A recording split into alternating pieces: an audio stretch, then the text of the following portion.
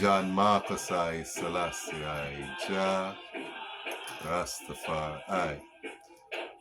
Reverence, reverence, reverence, Four Winds globally, virtually, internationally, Earthland, Sky and Sea, Jehovah, Jah Rastafari. Glory be unto the Father, and to the Son, and to the Holy One of creation. As Jah was in the beginning, is now, and ever shall be, the world without end, Selassie I, Jah Rastafari. Oh, how good and how pleasant it is for us brothers and sisters to dwell together within one perfect love and unity. It is like the precious ointment that ran down upon the beard, even Aaron's beard that went down to the skirts of his garment. Like the dew of Hermon, like the dew that descended upon the mountains of Zion. There the Lord God commanded his blessing, even life and love forevermore, said the Black Christ King Emmanuel VII. Adonai God, Jah Rastafari. Greetings and blessed love to the world of people, our Royal Black International family. Give thanks for life and the mighty life giver, King Emmanuel VII, Adonai God, Jah, Rastafari. As I and I continue to celebrate the life of Her Majesty, Honorable Empress Menen, we invite you to join us in this panel discussion as I and I elevate and deep dive into the realms of the virtues of this royal divine queen and even the black woman in general. Who can find a virtuous woman? Her loyalty is so priceless. She delivers us into the hands of righteousness. A virtuous woman cares for her family. She is a hard worker.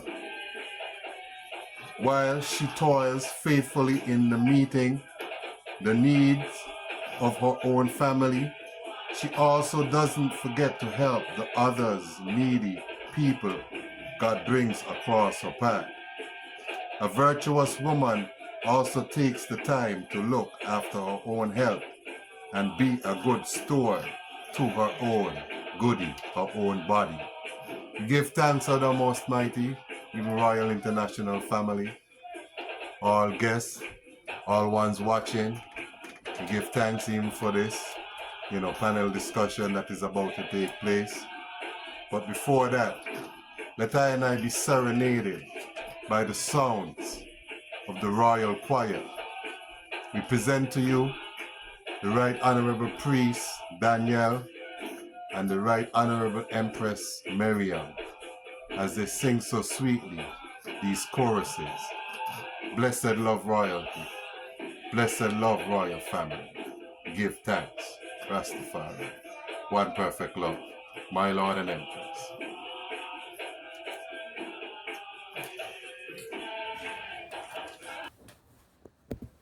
Bright soul, what make you turn back? Bright soul, what make you turn back? Bright soul, what make you turn back? Say you reach a river Jordan, you turn back. I say we come from Zion with our banner in our arms. Yes, with our banner in our arms. Yes, with our banner in our arms. We come from Zion with our banner in our arms. You reach a river Jordan, you turn back. Yeah, bright soul, what make you turn back? Bright soul, what make you turn back? Yeah, bright soul, what make you turn back? When you reach a river Jordan, you turn back.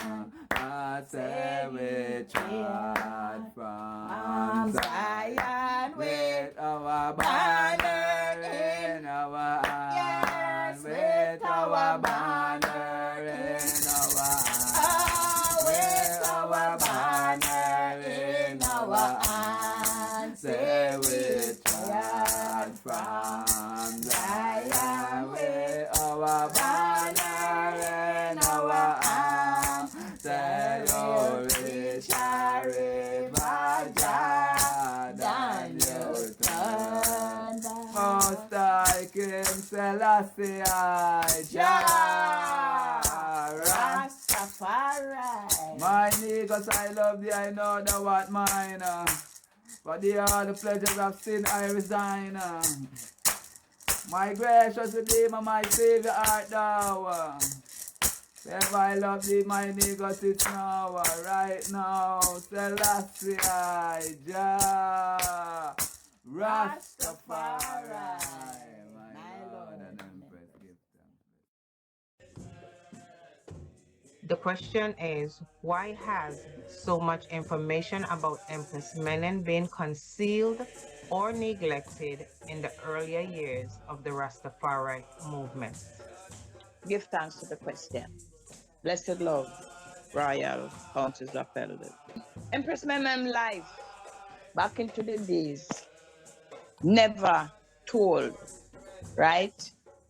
Because the history of her, we never know nothing about African queen. We grow up hearing about His Majesty and Marcus Garvey, yes, and Emmanuel, but nothing about, the queen of Ethiopia, Empress Menen.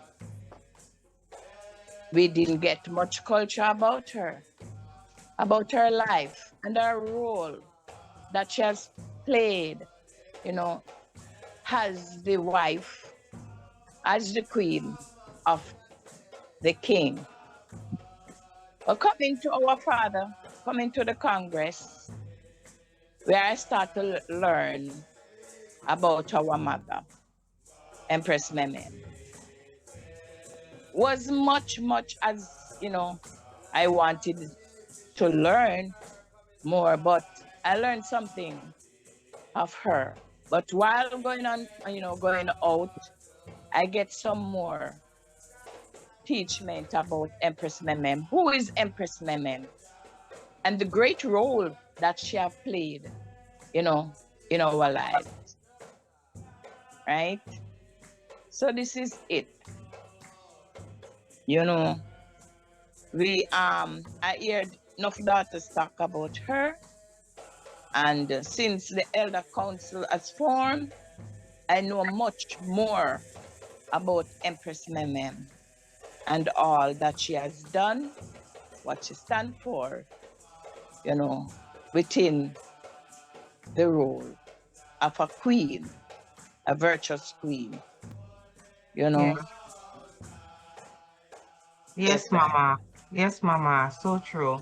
And Empress Menen, back in the earlier days within the Rastafari liberty, it was more a male dominated, for the lack of a better word, liberty, to the extent, meaning because of the brutality that so many of our brothers had gone through and were going through, the woman was really not in the forefront, she was mostly in the back.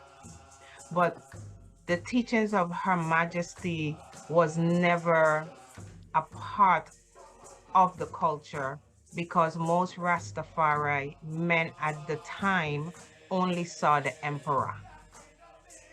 They never saw the empress. And we here in the Caribbean, the information didn't trickle down as to whom the empress is, what role she would play for I and I, the Black woman. It is only back in, I would think, like in the 1980s, is when she became more aware and the teachings of Her Majesty started coming out. And even more recently, within the last 10 or so years, many other houses of Rastafari has started to embrace the Empress, to embrace what she stands for, to understand the virtue of whom she is. All we knew at that time was that she was coronated on the same day, and that was basically it. No one really delved in to the knowledge of knowing who the Empress is. Give thanks. Majesty bless, Empress. We do give thanks for this honorable night of reasoning, counseling one to another, bringing reading ourselves to our right. Give thanks, Honorable Prophet Albert, for coming up with these creative questions what make us have to think. And from my little part, what I will say is that nothing beats an idea whose time has arrived. So true Rastafari is an evolvement and it grows because nothing that alive stops where it's at. Everything alive grows, and Rastafari is a living entity, a living truth. So it has arrived to the time now where, and give thanks to the Honorable King Emmanuel Clark Edward, who saw it himself from that time to show the equality of man and woman. He opened the door. So now we are walking through that door, and expressing our love and appreciation and respect for Empress Menen, first and foremost, and even to the royal empresses round and about us. Right. My Lord and Empress. My Lord. Yes, and not only did King Emmanuel open the door, but he kept the door open from the times of His Imperial Majesty, who opened the door. Majesty. Yeah, bless the Lord. Give thanks for life. Give thanks for the word sounds. I just wanted to, if I may, share a quick reading, really quickly, brief and short, that demonstrates and speaks to what I is reasoning about. In an ancient Rastafari book, Jahud, got to give the persons their dues. It says in under females and the doctrine, under the women in Rastafari. One daughter reports that early in her Rastafari liberty, she shared a house with several daughters and a few brethren. The constant restrictions, she said, were trying, but willingly observed by all the daughters. There seems to have been an attraction for this structured and disciplined way of life. This attraction may be a factor in the increased acceptance and popularity of Rastafari. Rastafari also elevated the woman to a very special place in her role as a mother and wife. Contrary to certain suppositions, this is not a contradiction. The fact that the Black woman is regarded as queens, madonnas, earth mothers does not mean that she should not have a clear role in relation to the man and the culture. So this is just a little reading of just the ancient Rastafari, even before my time on this earth, that even though it was much more in a way structured with the absence of Omega as like a reason, a rationality, something about the culture still kept these sisters together. Still, like like we know we have a mother. Yeah. But yes. So we give things that in this time through the 60s, the empresses that rallied through for us in the 70s, in the 80s, and I in this dispensation. It's such a beautiful thing to see I reasoning about what, just Empress Menen, the works, the Rastafari empresses who know that it's a king and queen kingdom. So give thanks for the moment. Blessed love. Blessed love, Honorable Empress. The second question reads, why are most Rastafari women referred to as Empress and all other titles such as Majesty, Goddess, etc.? Why are most Rastafari women referred to as Empress and all other titles such as Majesty, Goddess, etc.? Blessed love, Royal Empress. Right? So this is how we greet our Royal Empresses, our Royal Sisters, as Empress and Goddess. Now, as we can see, throughout the world, there's all kind of degrading titles that them give to the woman. These titles, I cannot say it right now, right? Because it is explicit. Right? But I can say Empress. I can say Goddess. Right? So these titles now would bring a remembrance to the woman of who she was, who she is, and who the Black woman shall be. Because as it was in the beginning, so shall it be in the end. This is why Marcus Garvey show us if black people with a glorious past, they'll be more inclined to respect themselves. So these titles is for the black woman to respect herself. Remind her to respect herself. Because there's a whole heap of negative images and a whole heap of negativity them have towards the woman and this. All kind of ways to degrade and I system. So this is the reason for this title, right? So we give thanks to the Honorable King Emmanuel teaching us how to deal with our sisters honorably, with honorable titles that show respect, right? We are the said kings and queens. So this is why these titles relate to I and I, mostly black people who are the original kings and queens of the earth, right? So that is the reason why we use these titles. Yes. Was Empress Menen given to child marriage from her earlier childhood, and if so, what was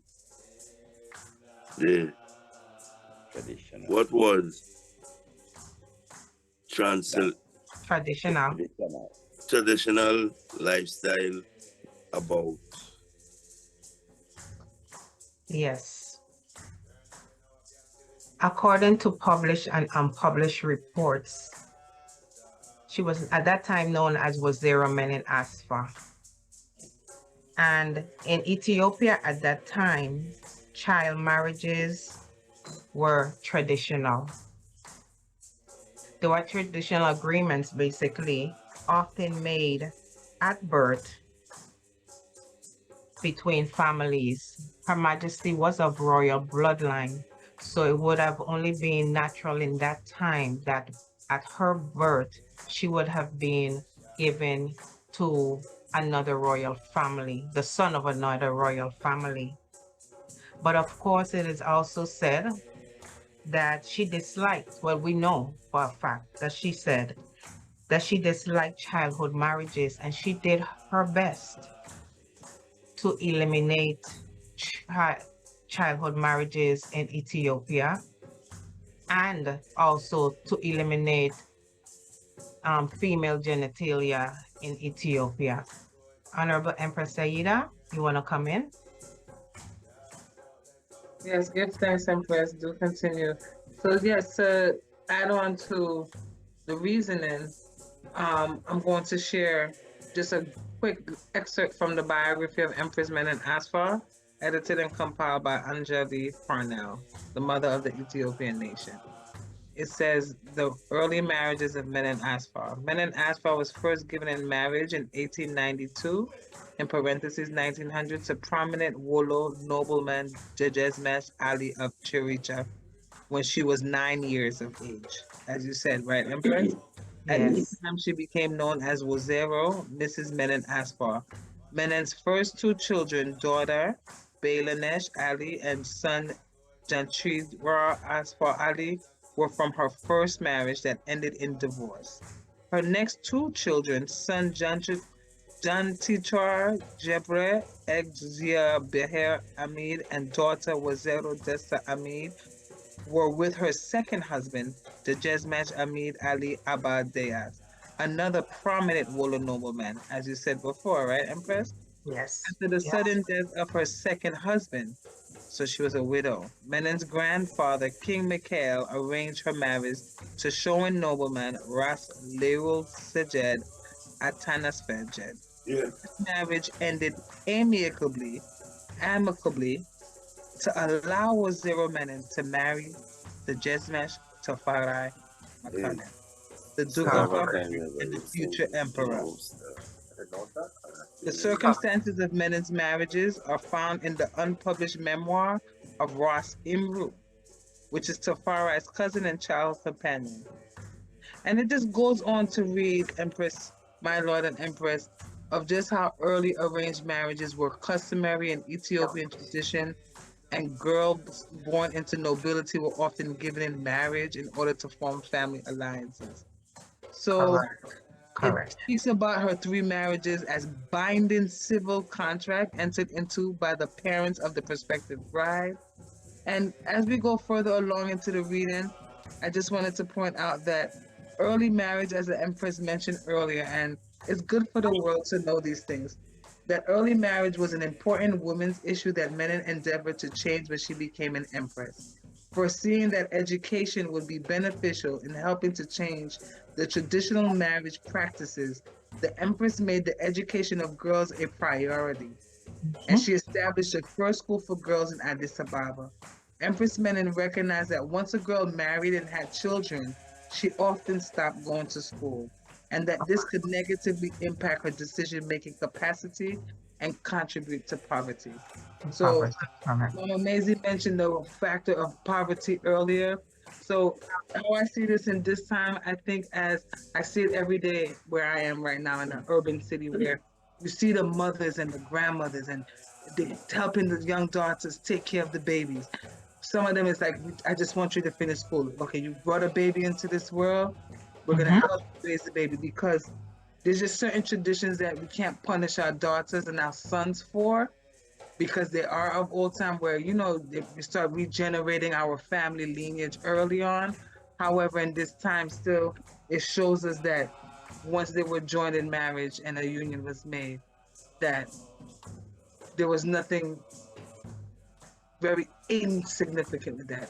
It was love, and we just helped raise a child and live in the community. So give thanks for the moment, give thanks for the reasoning, and my Lord and Empress. Blessed love. Yes. Blessed love. Yes, Empress, give thanks. At what age is considered adult and appropriate for members of the EABIC to engage in marital relationships? I'll repeat. At what age is considered adult and appropriate for members of the EABIC to engage in marital relationships? Honorable Priest Earl.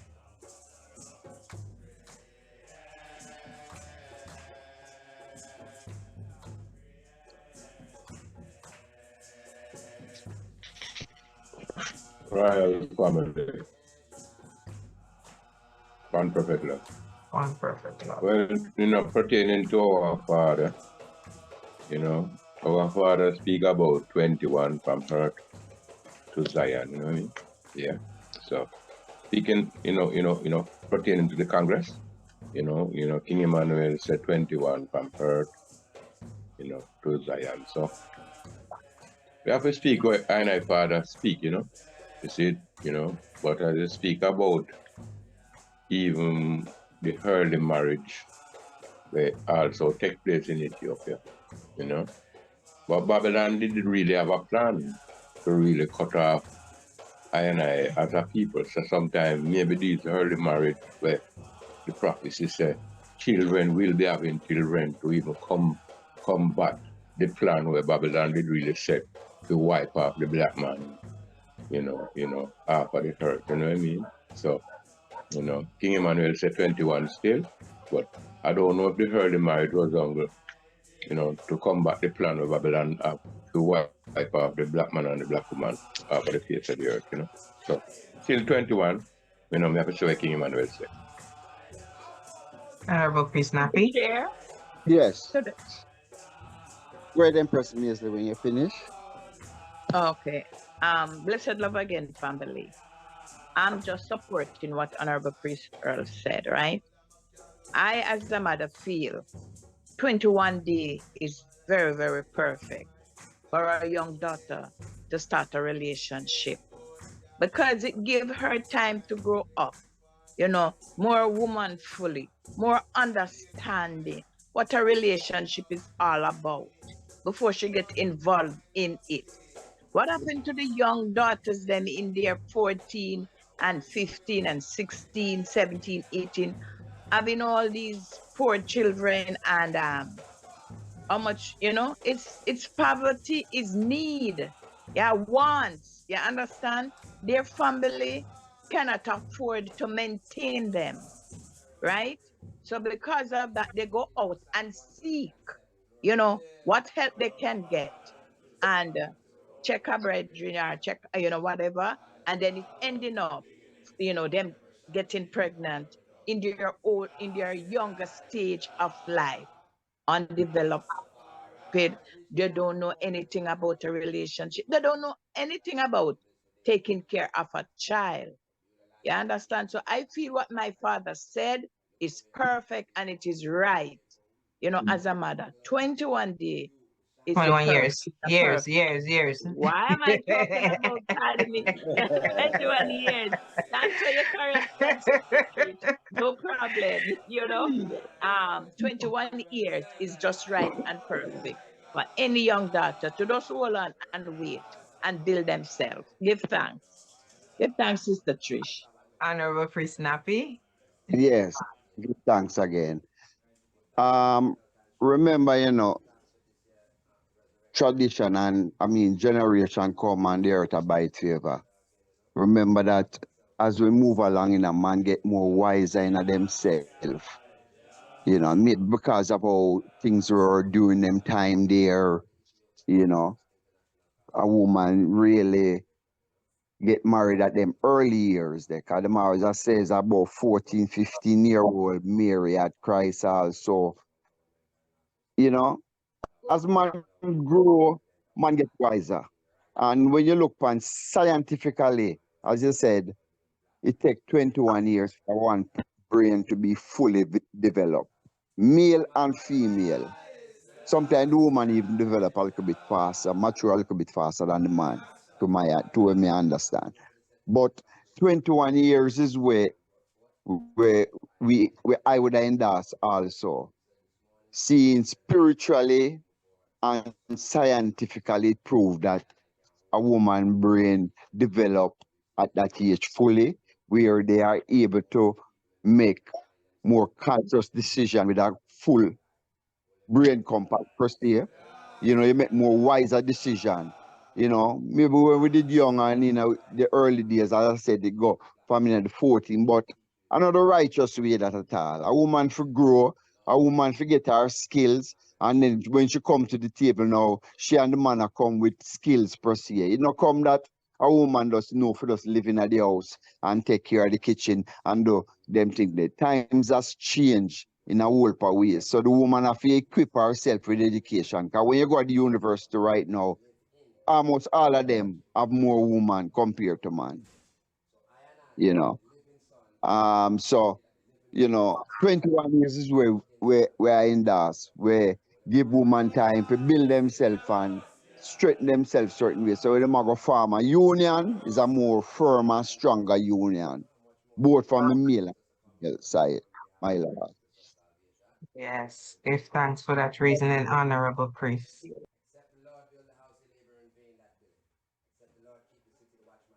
Moving on to the next question. What causes some man and woman to abandon the God in themselves when their marital relationships fail? I'll repeat. What causes some man and woman to abandon the God in themselves when their marital relationships fail? Honorable Priest Earl, Priest 7.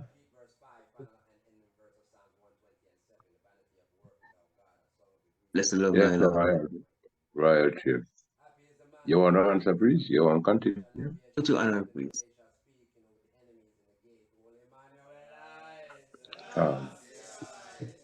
Yes. Sometimes it's just the teaching. If we get that right teaching as our creation teaching from our home, but sometimes this teaching, where they teach I and I out of ourselves. So we never see the woman now as the goddess. We don't see her now as like a breeding machine. Is that what the slave master did? Use the stronger slave them and use us as like a breeding machine.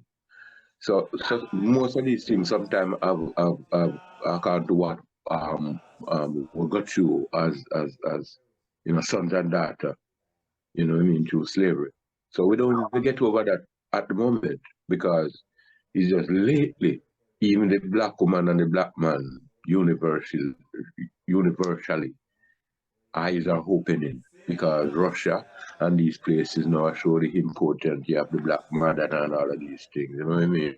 So through slavery also, we never respect the black woman as the goddess.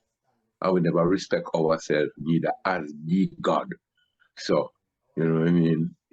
So that was one of the cause. And one of the cause also we are not reasoning. You know what I mean? Normally with a gather when we have a problem, put it to the elder, you know what I mean, the elder empress. She didn't go through that so she could guide the younger empress how to deal with her king man. And the elder bridging them also could guide the younger man. Because in Africa, we always have a tradition where the young man have to go through before him get married, So if that respect now the woman and know say, he's not above her, he's one with her. She does not play another role to bring forward that generation we call reincarnation. So that is the role that the woman have played to bring forward that last generation on particular. Honorable Priest Evans. Bless the Lord, my Lord and Empress. What I kind of observe is that, and even from reading, is that it seemed like in the early days of the movement of Rastafari, it was mostly virgins, and mostly the sisters that came into the movement to their king man. And even have a saying where it seemed like in the older time there are even adjust instead of calling the empress by her name, they'd have said out that's Ras Ben Empress. That's Ras Ben daughter, And it seems that and as the movement kind of grow and evolve, most sisters in the movement become aware of themselves. And a lot of the sisters, them even the way they might dress, some sisters wear long skirt, and that was like the norm amongst the movement. And as the movement grow, and people and sisters start to go out in the world and they started to read and some of them become educated and go in the work field. They started to see themselves in a different light, where they started to say, well, I could agitate for freedom, redemption, international repatriation, I could agitate for justice the same as the brethren them same way. But all I want, what I'm trying to say is that, so when a sister, like, because of the movement in the beginning where they were mostly like, the brethren bringing them in, when the relationship did not work out, it tends where a sister will say, well, they would say she gone back into the world because she didn't really sight far right. She didn't come to sight far right. She sight near right. She sight the brethren. She didn't see Rastafari. But the sisters, them who come and see Rastafari and understand what Rastafari the part he plays in their life. Don't care what they and their brethren or the king man might go through. They are able to stand, So it's all about how a sister or how a brethren see Rastafari. If you see Rastafari for himself and not for the Empress, or the Empress see Rastafari for herself and not for the brethren, don't care what might happen within their relationship. They was not supposed to live with their Rastafari, but sometimes because they come because of their brethren, they tend to follow the movement still,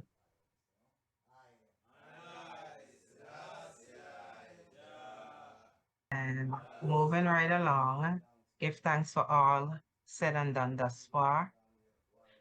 If a woman has multiple marriages or children with more than one man, does that have any relevance towards her status as a virtuous woman? I repeat, if a woman has multiple marriages or children with more than one man, does that have any relevance towards her status as a virtuous woman? Priest Nappy? Yes, well, I this is still, you know what I mean? Because we come into a culture where it's like a male-dominated thing, it seems unethical and not correct for a woman to have multiple youth from different, it is good for the man, it's all right for the man, it's not no way for the man, but for the woman, it look away.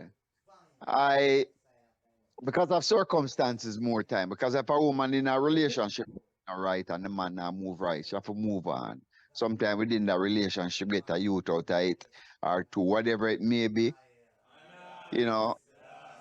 I don't think that should have cut upon our spirituality per se or look down upon our no way. Because if you're going to look down upon our way, you have to look down upon the man the same way too. If him couldn't, because the righteous way to I is one woman, one man, and you have your family with that one person there. So me kind of did want to set myself. One woman, one set of family, nothing out and deviate, no youth out the different land them way there. That's how me, if I'm early, the kind of want to set myself. And kind of did do that for a while still. Me have one youth outside. After marriage and after done, with the first. But as I said, it shouldn't be really because circumstances more time make the woman have a, if a relationship are good, she have to go leave. But the fact of the matter is that because most of the time the children them they wrong the woman them, you more governance on her, whereby a man can have 3, 4 and them there with the mother them per se. So it no look no way upon them per se. But it equal right and justice for all, Sure. And yeah, all of some seat, my lord. Equality for both, you know what I To the mean? chair, give thanks, Royal Empress. Question is, does having couple children for more than one father affect her virtuousness any at all? Is that the question? Basically, yes. I think it depends on the circumstance. Virtuousness is a high moral standard. A woman can have failed relationships trying for whether economic or even higher spiritual connection through the king, and it failed. But how it's done going to determine whether or not it's a high moral standard, because some women have a lot of baby father, and if you examine the man them it's not like you see a better an improvement in any of them. It's just for economics or physicalness. When she become aware of herself certain way and her behavior changes, in other words, she no longer looking for relationship just for financial support and them things anymore. Then she should start make better decisions and show a higher, what would you call it, level of virtuousness, of moral standard.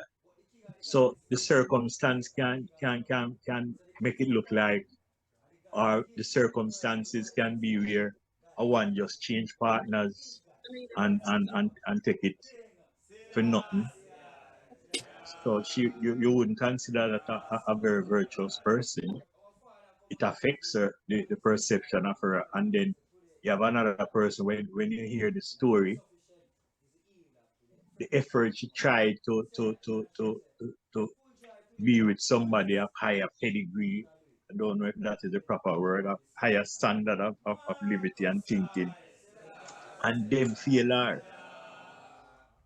That I don't think that take away from her high standard, her high moral standard, her virtue, because she's still seeking for a higher and better. So I think the circumstances determine the situation. But anyway, it must affect the sense of virtuousness, because how other people perceive you, Yeah, if people perceive you as being run around, then your sense of high standard must be low. You because your performance and people who know you, I see how you behave. So, you know, that behavior pattern affects, yeah, your virtue. You know? Blessed my Lord and Give thanks. Does God dwell equally in man and woman? And if so, what is the difference between the God and the goddess? My Lord, Majesty bless. So we give thanks for the equality of God within ourselves. A man will weigh 300 pounds and a man my size, and both of we go buy a pants length. He would have to buy more clothes than me. But when we go to the tailor, Speak a yeah, we little get a, louder, Honorable. but when we go to the tailor, 2 pants make. So at the same thing with the man and the woman, they have different roles, but they are equal to each other because it takes the 2 of them to bring a one.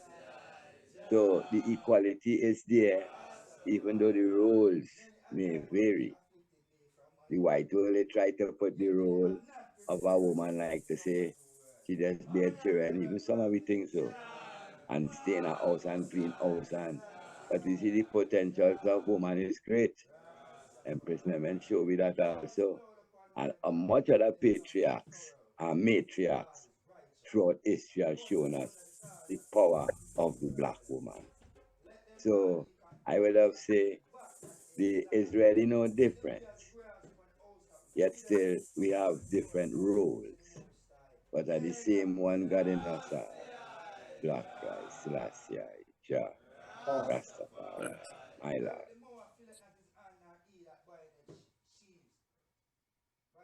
Any other panelists?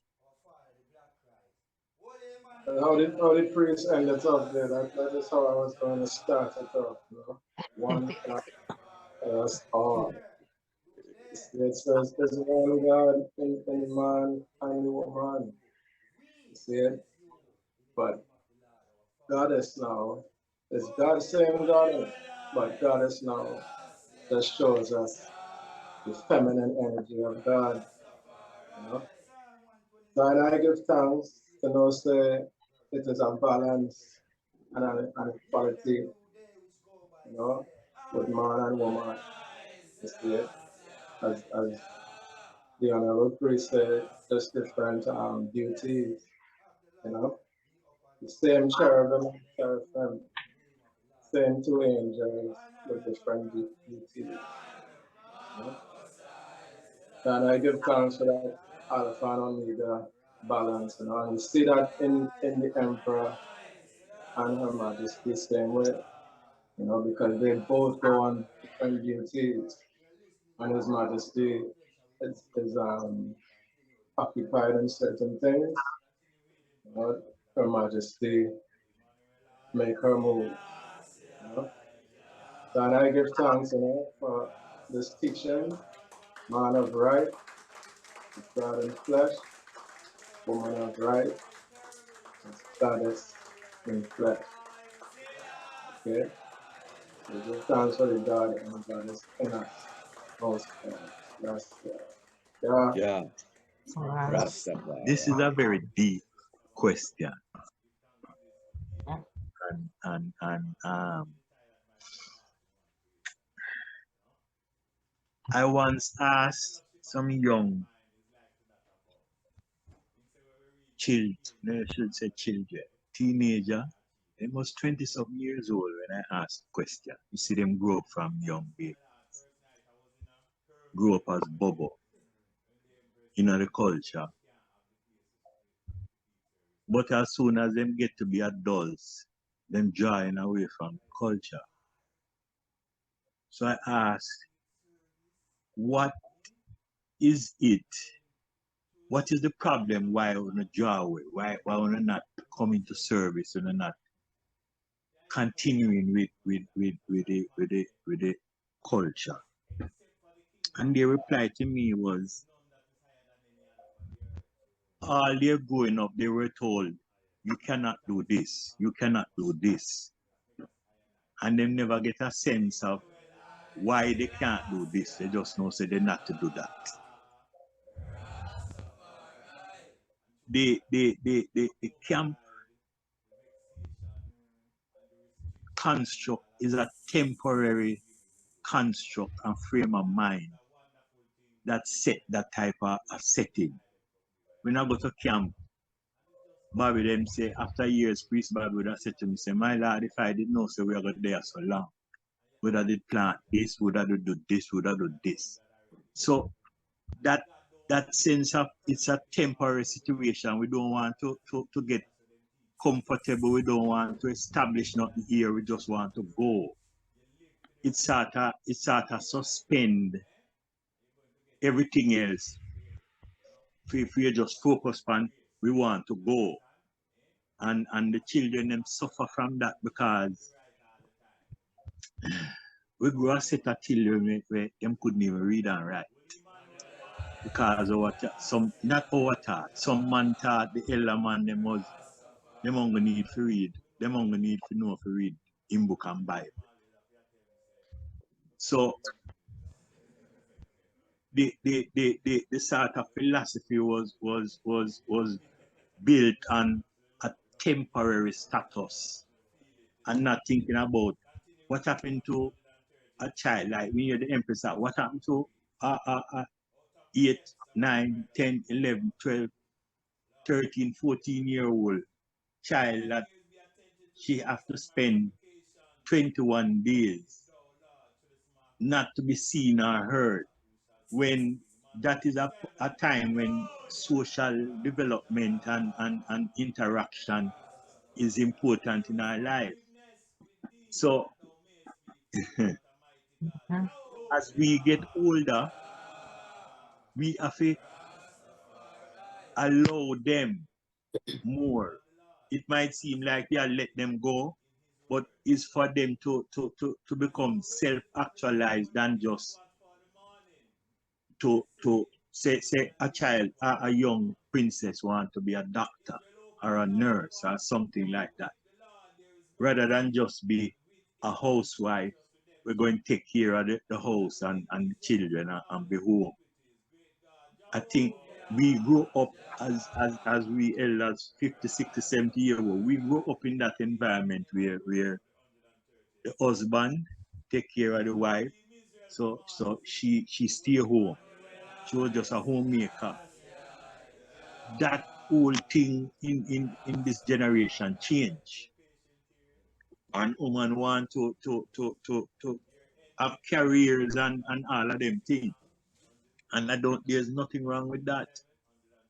Just that not going to be entertained on a hill, on the hill, and a camp setting. But for out in the world, they need what we have to fill them with is the say that spirituality, consciousness within themselves, even though they are going to be partaking in the world.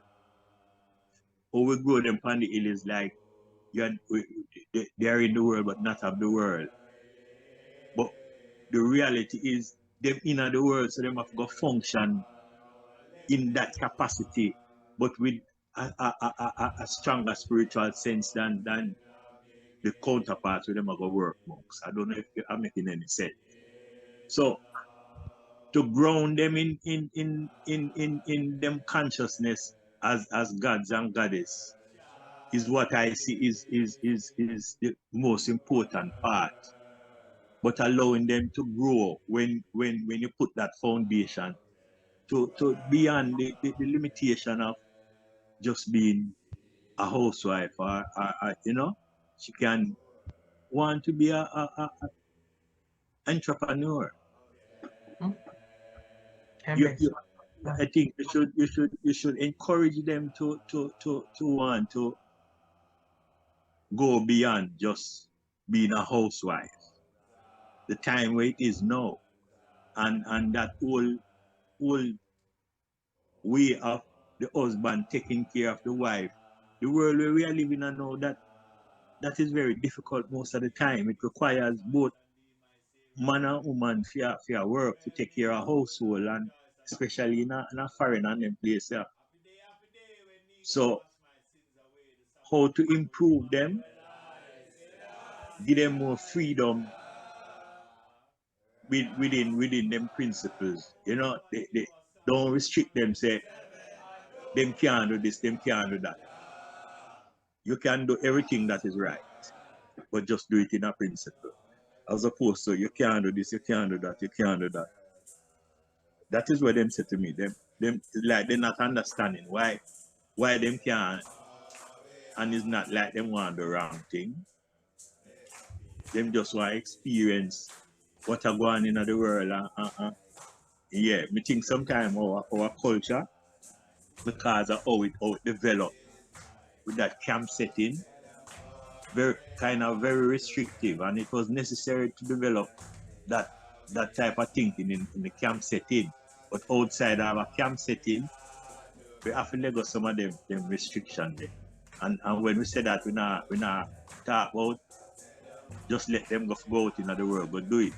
But if they are going to leave the tradition because they want to experience some of that where all the other ones them see, then it better you make them experience it under your tutelage than have to leave out of your settings to go for experience that out in the world.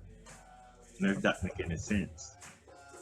Yeah, we have to free them up. We have to free them up more and change the practice of trying to narrowly tell them, say them can only go down this, so rather than say you're free, you know, but you have to do it in a principled way. Don't you know, me make sense. Yeah. What sense? I was purpose. Yes. If you make them attached to a purpose, a solid purpose, then it no matter which arena them go in, them are go have them principle where them act by. Rather than just tell them say don't do that for your fear sake.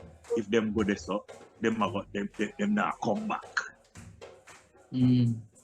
I agree, my lord, because some of us, we as well had that experience of living that life, because ain't like we born in Bobo Shanti, so we live that life, and then we come in Bobo Shanti, and we understand now where we was then to where we was now. They never get an experience to experience that experience. Sure.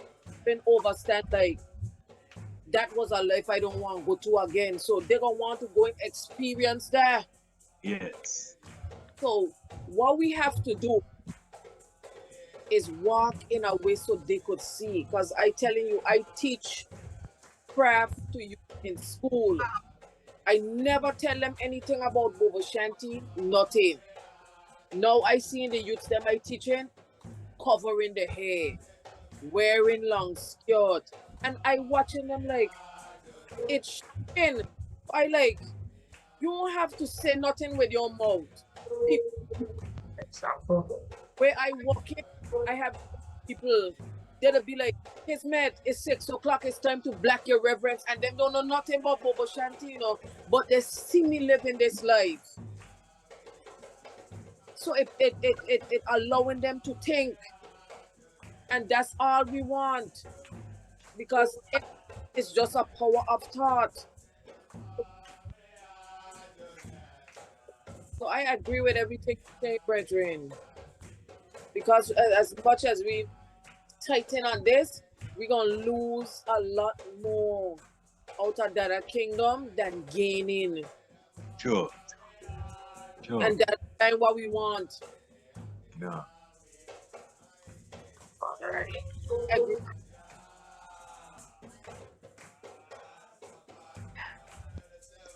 What rights and benefits did the Woman Freedom Liberation League obtain after the formation of the League? What rights and benefits did the Woman Freedom Liberation League obtain after the formation of the League? be able to have a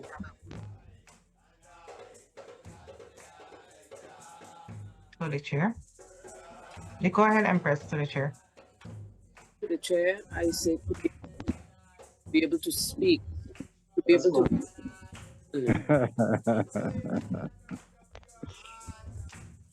Have that voice. And when one hear me speak, they're like, you can't speak. They will keep telling me this. Yes, yes. The right to speak and to agitate. The right to be bold and strong. To be bold and strong. Yes. Give thanks. Come up and show the man we have the same balance as well, because we can speak and we could give a sound. Yes. Plain. Plain and simple. True time. But even speaking, the Empress always have this humble way that if she find out saving the brethren that will speak, she say, you could go ahead, my lord. You know? And it's not that we require that of the woman. But when she take that place, you know, she make herself a little higher, you know? You know what I mean? Yes, my lord. Listen. That's The chair. Am I allowed to speak? Yes, Mama Maisie, this is your question. We wait for a long time, Mama Music. Thanks again for life, no, man. Give thanks to the reason we are going through, man. Great reasoning. Right. Could you repeat the question to me, please? Yes, Mama. 1 second. It says, what rights and benefits did the Woman Freedom Liberation League obtain after the formation of the league? Well, the rights and benefits. Rights and benefits. That I formed this league in 1980, the 23rd of March, to give I and I Black woman a voice to speak of our rights, yeah, in freedom, redemption, and international repatriation, and to defend our truth within, the Black world. To teach the young daughters them of the principles and, right of our Father, as mother of creation, as mother of the woman's freedom liberation. So that I found this league and give us this league, the right to defend, our truths and rights. Also, that I give us more right and authority. Him said him go and put, I and I as woman in front, with no disrespect to the honorables, brethren, them. But in same time to come, him tell me this personally. In same time to come, the doors that will open for the sisters, them, will not open for the brethren. And so his right and agitation of freedom redemption have to continue. Right? When the door is shut on the brethren, it will, have to continue. So instead, gonna put the sisters in front to defend such right and to continue the agitation of freedom, redemption, international repatriation. Also, when we look, as mothers, who have so many sons, and when we look in the world right now, take for instance Jamaica alone, how our sons, dying, yeah, it's going to have less man than woman in time to come, right? So the Father said, reap, Rachel, reap. He said we must tie our, belly with black cloth and reap and weep for our children that I give us such right, for us to go out there and to defend, and to interact, with people and to tell of his work, to agitate and to defend the truth and right, you know, and to tell of the Father's work, cultures, principles, His commandments, His statute, you know, what that is defending, truths and right, love and light, you know. So that give us all this right, you know, for us as a Black woman to, you know, to stand firm within ourselves, you know, and to be loyal, you know, and be truthful, you know, to our Black God and to ourselves, you know. So we give thanks to the teaching, you know, of our Father, you know, who teach us well. And we as the children, we as His daughter, who learn of His teaching and can establish the man truths and the man right and equality for one and for all, you know. So we give thanks to the Women's League that are formed and the benefit that it come with, you know, and the truth, you know, that it really, I'm glad that I am one of the counterparts of the Women's Freedom Liberation League. And I feel proud today at that wonderful celebration we have on Sunday. We know that we are going somewhere, you know, and we know that we can do it. And when Dad has formed this league, he know what he was doing. He know what he was giving to us, the right to speak, you know, and to defend. Give thanks, blessed love. Through the Yes. chair. Bless you. Through the chair. Bless the love, my Lord. Majesty bless. Give thanks for the night of reasoning and the topics that was chosen. Give thanks for the Honorable Chairman, Royal Director. Give thanks for the woman on the panel and all the Honorable Priest, Honorable Empress, and Honorable Priest on the panel. I see the far-sightedness of Dada. God. And even as Honorable Priest Nappy said, when it starts from even with His Imperial Majesty, Emperor Haile Selassie, when him crowned the Empress on the same day with him. Moving forward to 1980, 23rd of March, when they rise the Women Freedom Liberation League. Look at the world, a woman from 1980 to now. Enough barriers broke for women even in the world out there. And they have this kind of thing what they call feminists now. Feminism, with it just like the white men. Now them want to get on top and run the white men like how the white men used to run them. But in all of that, we see the power of the feminine power rising in the earth. But they don't even anticipate that. What is the difference with I and I now and the world out there is that when our woman rise, they not look to how we under the feet. Or go over like, I'm just tell me the woman in front, you know, so you get behind. Nothing like that. But just show me the power of the woman. You know, see. But at the same time, we see the whole world actually recognizing the power of the woman. Look at the TV. Look at all the reporters. All them lawyers. It's woman, you know. So the woman power is alive and well in the earth. But yet still they're taking it from a one-sided point of view. But just show with the man and woman kingdom with our strong woman. I see a thing went on when they killed George Floyd. And they had a whole heap of protest. Enough white women out there protest wrong with black man and white people. And at that time I see in the protest, they corner some black man, you know, on a wall. And it's some white woman come and stand up in front of them, you know, and say that for good people. And I look on that and I say, whoa, you know, the woman, the feminine power. So we just have it is the time. As I say, nothing beats an idea whose time has arrived. It is the time of the rise of the feminine power in the earth. But when we on Joshua, when we rise, it's a balance.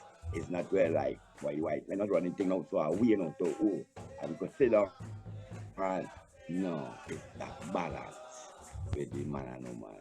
So we give thanks for the WFLL, we give the woman them a clear voice and an assertiveness with it in them. That as you never priest say, the meek and mild, yet still don't underestimate them. That they can tell you cool, in easy way where you're dealing with this spear folly. You have to shout and thing, and so that's the strength of the woman then. So we glorify and give thanks and looking forward to this journey ahead, man and woman kingdom, you know, journey into our guiding our destiny, the Black Ethiopia, Black Africa, a place where all black gods and goddess love I and I see that I. My Lord, my Lord. Glory be to our Father and to the Son and to the Holy One of creation. As Jah was in the beginning, is now, and ever shall be, our world without end. Last Jah. He only touched the hem of his garment, and to his side she stole. So after the crowd that gathered around her, and straightway she was made whole. Will touch the hem of thy garment, and thou too shalt be free. The saving power from the hour shall give new life to I and I.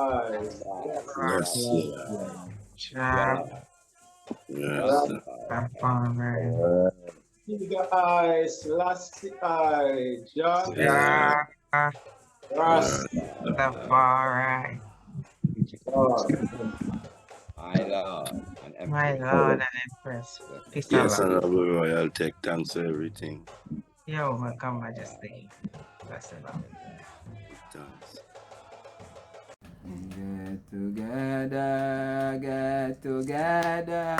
Get together with Farai. When we all get together with Farai, we must love one another as brother and sister. When we all get together with Farai, get together with Farai. When we all get together with Farai, Selassie, we must love one another like brother and sisters. When we all get together with Farai, yeah. Get together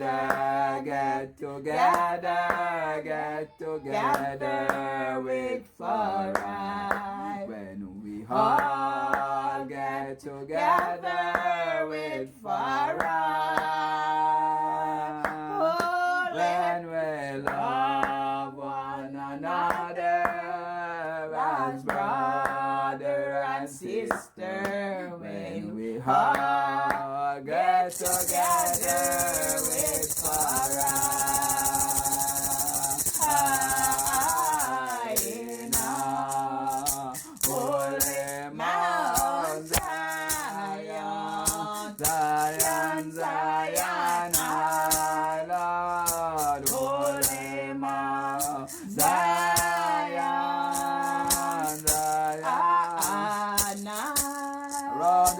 Of God in Zion, thousands of children stand. Thousands whose sins are all forgiven, a holy and happy band. Singing glory, glory, glory. Singing glory, glory, glory, our God and King. Our God and King adore. Selassie, Jah, Rastafari, my Lord. Blessed love, greetings to one and all, heart of love. As we come to a close of this chapter in the presentation of our own true history, we give thanks for such an enlightening experience. In this historic moment of human development, we see the queendom of our colonizers and oppressors crumbling. Elizabeth shown done. It is time appropriate and the right season to highlight the history and development of our African culture, and specifically at this occasion, the history of our mother of creation, Queen Amigo, Rastafari. The exemplary life of Her Royal Highness, Empress Menen Asfaw, from 1889 to 1962, is a perfect role model for all women in the world. She magnifies the qualities of virtue, loyalty, humility, wisdom, and authority in matters of justice. I continue to illuminate the minds of our people with truths and history. Facts to show the greatness of our people and build back our self-confidence. The Honorable Prophet says, if you have confidence in self, you have won the race before you started. My people suffer from lack of knowledge is the quote from the Bible. It is knowledge that is the cure for the burden of ignorance that is heavy upon the black man and woman's shoulder. I sincerely hope that the knowledge and history presented in this entire program, from the videos, through the presentations, and the discussions, enriches our spiritual consciousness and forges greater unity amongst our Bobo community, our Rastafari community, and our African community as a whole. Through the cooperation of the younger and elders, gods and goddesses, the work presented in this virtual New Jerusalem schoolroom brings more clarity and light to our Father's divine teachings, recreating the original theme of the Rastafari movement of peace and love. Blessed is the first love, the love of the Black Christ to humanity. One perfect black love. Holy Emmanuel I, Selassie I, Jah, Rastafari. Blessed.